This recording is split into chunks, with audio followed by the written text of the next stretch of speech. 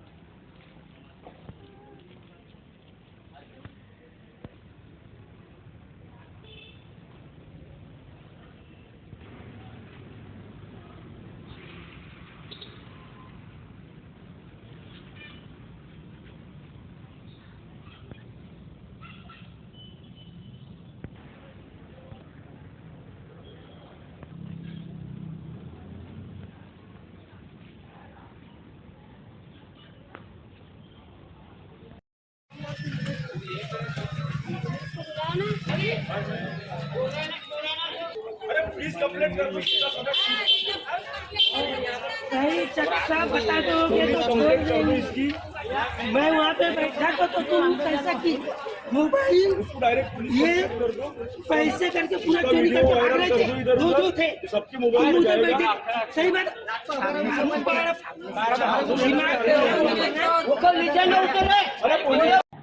नमस्कार सर्वांना। आपल्याकडे 3 रुग्णवाहिका BJW हॉस्पिटलला उपलब्ध आहेत, पण मागील 6 महिन्यापासून आपल्याकडे इथे इंधनला लागणारा पैसा पुरवठा इथे कमी असल्यामुळे आम्हाला त्या उभी ठेवावे लागत आहे। शासनाकडून आपल्याला फार कमी प्रमाणात त्याचे पैसे पुरवले जातात, 250 रुपये पर पेशंट असं आहे आपल्याकडे, पण त्याची सुद्धा सोय मागच्या 6 महिन्यापासून आपल्याला आली नाही। इथून बरेच जे ड्रॉपबॅक फॅसिलिटी आहे त्यासाठी इथून चिचगड, सालेकसा, तिरोडा असे लांब पल्ल्याचे पेशंट आपल्याला इथनं सोडावे लागतात, ज्याचं 250 रुपयात सोडणं पॉसिबल नसतं। तर आम्हाला थोडं मुबलक प्रमाणात 250 वरनं थोडे पैशांची वाढ झाली पाहिजे अशी विनंती आहे सरकारकडे, आणि अनुदान दरवेळेस रेग्युलर बेसिसवर मिळालं तर आमच्यासाठी ह्या सोयी पूर्णपणे पेशंटला देणाऱ्यांना किंवा रुग्णांना द्यायला फार जास्त मदतीस होतील। तर त्याचा प्रभाव तर आमच्या रुग्णसेवा देण्यात खूप फरक पडतोय। आम्ही हवं तेवढं इथनं काही पेशंट्स आम्हाला नागपूरला सुद्धा सोडावे लागतात।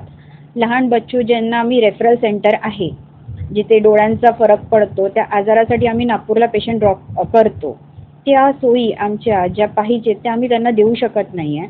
वेळेवर बरेचदा 108 अवेलेबल नसते, तर तेवढी चांगली सेवा आम्ही देऊ शकत नाही आहे। त्याचा भुर्दंड पेशंटच्या खिशावर सुद्धा पडतो की त्यांना स्वतः स्वखर्चाने जावं लागतं कधी कधी।